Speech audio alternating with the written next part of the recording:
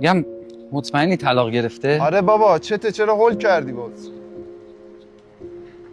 میگم خودش گفت میخواد منو ببینه. آره بابا 1000 بار بهت گفتم، اینم برای بار 1001م. 6 ماه طلاق گرفته. مریم خودش زنگ زده به سارا، گفته اگه فرزاد تنهاست یه قرار بذارین 4 تایی با هم باشین. دیگه به رفیق صمیمیش که دروغ نمیگه.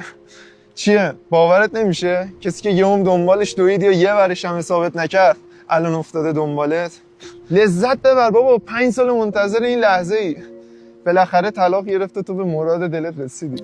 اگه مراد دل من این باشه که زندگیش به هم بریزه و طلاق بگیره، چه پلشتی هم من همیشه می‌خواستم خوشبخت شه. خب خوشبختش کن، یه 2 دقیقه زر نزن بذار برسن.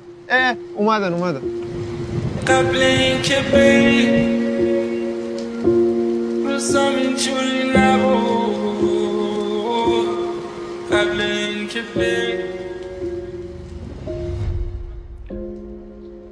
من میرم. بگو واسش کار پیش اومد نتونست بمونه. کجا؟ یعنی چی میرم؟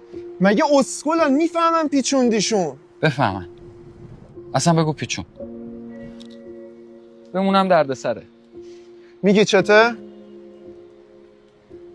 دیگه نمیخوامش. یعنی نمیتونم. بذار برسه حالا. برسه دردسره. قبلا هر موقع میدیدمش داره میاد با هر قدمش قند تو دلم آب میشد. ولی الان نمیشه. نشد. هر آدمی فقط یه بار میشه داشت. فقط یه بار. کجا؟